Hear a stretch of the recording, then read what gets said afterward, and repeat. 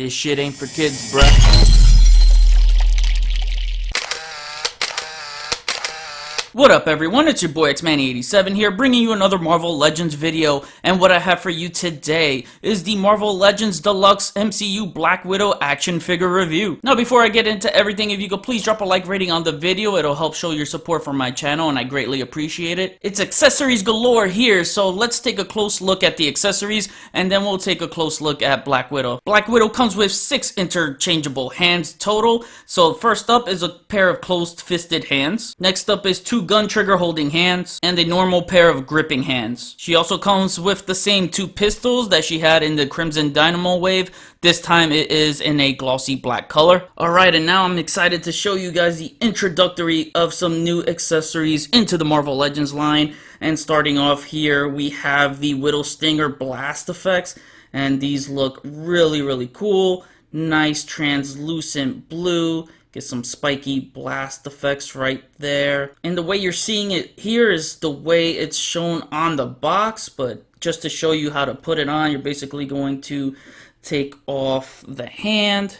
So we'll start with this one, and then we'll put the Widow Stinger effect right here. So you could just pretty much put it there like so. Kind of hold on to this part. This is what I usually do. So make sure the long part of the effect is right there against the Widow Stingers, and boom, there you go. And if you want to do it reverse, just flip it around and then put the hand back in, and you can just have the long side of the blast effect just rest on top of her hand. So yeah, let me know which way you prefer. I don't think you could go wrong either way. Next up, we get 2 grappling hooks, and they look pretty sweet, man. And just so you guys can take a closer look at the sculpt, this looks really good. And you get the hook right there, you get the ridges, you know, underneath the hook, and you get these nice sculpting all throughout. And there's even texture on the grip. So that's pretty cool. And then you could put them on the gripping hands, as she'll have a firm grip on them. And this time around, she actually gets gripping hands. Next up, we get our first ever flight stand for the Marvel Legends line, and it's made up of 4 parts. And first up, you have the base right here. So you get 9 holes for the stand, and then you get 2 pegs for the feet, and you get 3 peg holes to plug in some of the effects, and I'll show you that shortly. But first, let's assemble this stand. So the 4 parts are the base, you get the stand with the riser, and then you have the clamp system, which is pretty cool, and then the extender. Alright, so first off, you have the stand with the riser, and it's on a little ratchet type of system, and then on the bottom you get the Hasbro logo right there, and then a ball joint. This little ball joint, you're just gonna clamp it on anywhere, so let's just do it right here. Next up is the extender, which you're gonna plug at the very top right here.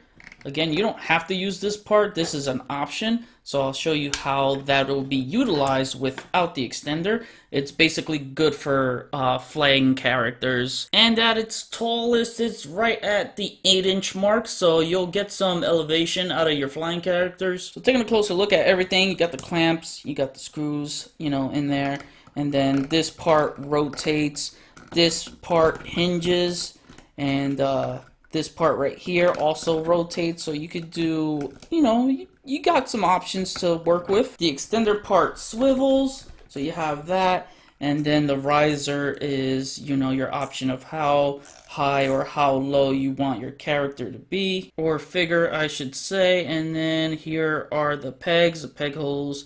And let's actually get into the next accessories. Next up, you get the big explosion effect, and for the most part, it looks pretty cool. I actually thought it was a reuse of the Star Wars Black Series, but it's not, because it has a peg right there. And if I pull out the Black Series one, as you can see, it is different. And the Black Series is purely hollow inside, so there is no peg system or anything in there. And it's got some, you know, black painted on top of the tips. We get no paint job with this, but it is a translucent yellow, and you get some bits and pieces in orange, mainly at the tips. of all of them, but I have no complaints. It still looks good. I am happy about this. The most important thing for me as a photographer is lighting this up for pictures. So, you know, here's a LED light, and if I put it underneath this, look at that. Damn, that's beautiful. I love that. So, definitely something, you know, gives me an option to work with. And next up, you get the smaller explosion effect, and it's definitely smaller than the big one. There's the two, you know, comparing them side by side. Same paint deco, you get the yellow there, the orange tips on the spikes. So this is a little warped right here.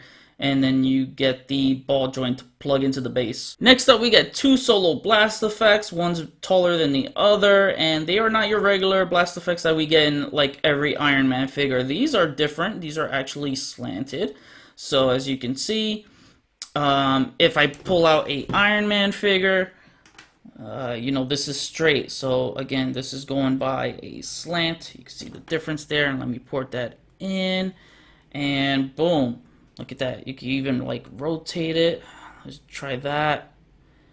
Yeah, so, you know, good for flying or blasting, however you want to, you know, angle that. And check this out. They go great with the latest Doctor Doom figure. So that is something that I can get with. That is dope. And next up, we get the 3-in-1 blast effect. Another new accessory. It's so freaking cool. Again, you get them all together. They're not detachable, so you got the one peg right there in the middle to pour into the base. Alright, and just to show you how all this works, let's start with one of the small effects here. So we'll look for a peg hole. Let's just plug that in the corner. Again, you could put it wherever you like, and I'll put this one right over here, and then this one over here. And then one of the big blast effects. Oh, let me do the smaller one first. That one right here just plugs in there. And then this one we can do right like that. More space for it. Actually, let me just do this. Let me do the big one first. That would be better off to start with. So, yeah, just put it like so. You can have the small effect there. And boom, there you go. You got your base full of explosions right there. Then you could just take your Black Widow figure, set her up on the stand through the clamp, and boom. Now she looks like she's ready for the Budapest Olympics. I like this. Pretty cool. And I like the riser too, how you can just like elevate it and then lower it however you like. So I think that's dope. And again, with however you're going to use it for, whether it's photography or on your display shelves, you can put LED lights underneath it and just light it up, and then boom, there you go. And lastly, you got the peg right there. Again, so you can definitely stand Widow on it or whatever figure you want. Now, comparing it next to the Toy Biz stand, you can see they look like they're at the same height, but you'll get more elevation with this. Because remember, with the Toy Biz one, the top, you have to bend it like so that you can port this into the back. So you'll actually get more leverage with this one. The one thing I will say, what I liked more about the Toy Biz stand is that you have this middle joint right here that you can bend. So you'll also have the option to hang it against a wall, and I usually did that with like flying characters, so you had that option too. But you know, I think overall this is the better stand. So now let's try out some characters with different body types to see how this stand really holds up. First up, we have Iron Man, and yeah, this is a perfect accessory for Iron Man. You can simulate that nice flight pose and just make it look Iron Man-ish. Using a Build-A-Figure like the recent Crimson Dynamo, it's gonna be so challenging to get this around this waist, and it's just not gonna work because it's just gonna, yeah, it's gonna spring back. So what you wanna do is utilize this hinge right here and move his ab a little bit forward, and kind of see that gap right there? You're just gonna put the clamps on there and kind of sit him back. Whoa, that's not gonna work. Alright, so for Crimson Dynamo, do not use the extender. He's just way too top heavy, but just remove the extender, and as you can see how I have him carefully on top of the clamp, he's kind of like resting on top of the clamp. I just made it work like that. So, you know, just showing you that you can pull it off with a bigger size figure. Next up, we got Beast, and as you can see, he is a bigger body, so the clamp holds him well. It does not spring back together, and I did not use the extender, as you can see, because again, he's top heavy. He'll probably fall over. But yeah, this is cool because now you can have your Beast in a leaping pose on your display. And lastly, I think this flight stand was meant for Cannonball. He has no legs, so the best they could probably do right now to, you know, erase that out of our minds, which it won't happen, is to have this flight stand and you can put your Cannonball in a flying pose. So as you can see, I just used the extender, and I'm not gonna lie, it looks cool, it does, but we still need his legs, and you can just, you know, use the riser. Well, that's not gonna work, he just went splat. So yeah, don't do what I just did and move the riser, otherwise he's gonna fall. Once he is steady, keep him like so. And I think it looks good, so let me know what you guys think of the new Marvel Legends flight stand. I want to hear your thoughts on it. Now to take a closer look at our Scarlett Johansson face print technology here. Holy crap, why does this one blow the other one away? The Crimson Dynamo wave just doesn't look like the details are all there. And one of my gripes was the paint. It looked too dry, and on this one, they're the same head sculpt. But look how much of a difference paint makes when I put them together. Holy freaking crap, man. As you can see, the eyebrows are a little bit thinner on this one. And then her eyes look more, they just look more toned down than this one. This just looks too pixelated. And the other one is just spot on, just better. Look at the eyebrows, you know, this, again, it's thinner. Look at the lipstick. This one has lipstick, but this one has a more, it's just painted better. The hairstyles are the same, it's the same head sculpt. But the color, this one's more of a brown color, the white one. This one is more of the traditional Black Widow red color. So I do like the color on this one more, but I feel like the paint job overall came out better on the White Widow. And damn. This just looks so much better. So the Black Widows are the same buck, except for this new white one has a newer upper torso. This one is open collar. There is no padding. And on the back, she had that backpack. This one doesn't. So just the new torso here for this one. Now we take a look at the rest of the body. And as I said, it's the same as the last Widow, just a new upper torso. And it's just painted in white, not going to take too much time. If you already saw my Black Widow review for the Crimson Dynamo wave, you already know what to expect, but there is some gray, you know, thrown in here, and you get the black strap right there. You get the same red spot on the shoulder pad as the last one, so, you know, keeping it the same pattern like that. Then you get the Widow stingers again, but this time in a gray color. You know, again, I really like this white costume. It's really cool. I like seeing it from the trailer, so I'm excited to see her kick ass in this outfit. And you get the same straps as before. You know, the other one was black and gold, and this one is all black with a silver and red Black Widow logo belt buckle. Then you got the best butt in the MCU, Scarlett Johansson. Got the guns on the straps right there. And, you know, looking at the rest of the legs, again, same as before, and it's just in that nice solid white color. Alright, it's articulation time, so let's get ready to pose her up. Black Widow's head moves that far up and that far down. It moves left, right, it kind of pivots, and then her arms move that far up, down, all around. She's got the shoulder swivel, the elbow, single jointed elbow. She's got an elbow swivel as well. She's got a wrist swivel and a wrist hinge. The other hands, they have the up and down hinge movement. You got the ab crunch that moves that far forward, that far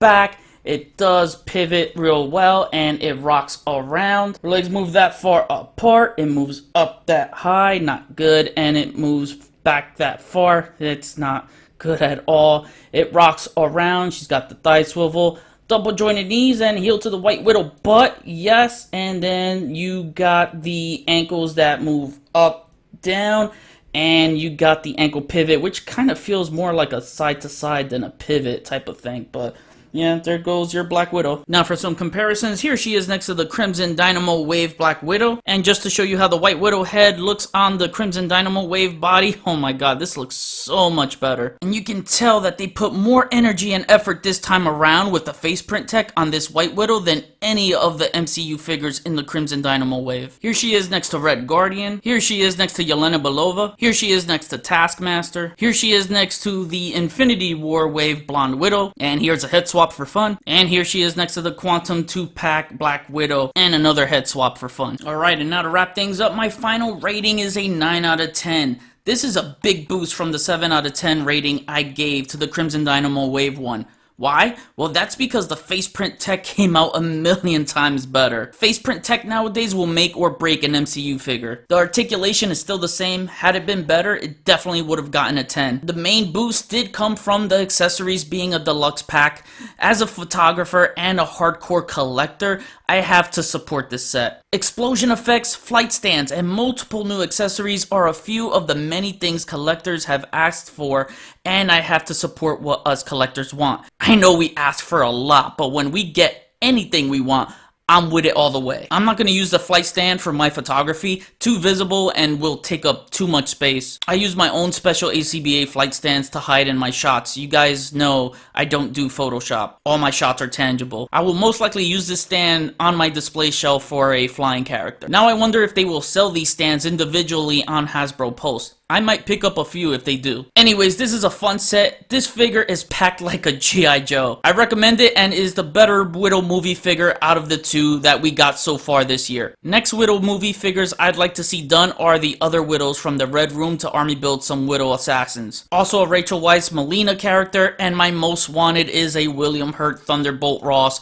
because he could fit in with your movie or comic figures. So now I kick it back to you guys. What do you guys think of this figure? What was your favorite accessory or your favorite segment of my video? And finally, who would you like to see next as a deluxe figure, whether it's comic or MCU? That was my review. Please drop a like rating on the video, comment, we'll chat about it. Follow me on Instagram if you haven't already, link is in the description below. Get your Marvel Legends Black Widow deluxe figure at Big Bad Toy Store, link is in the description below. Check out xmanny87.com to view my photo gallery. Share and subscribe if you're new. See you on the next review. Peace, peace.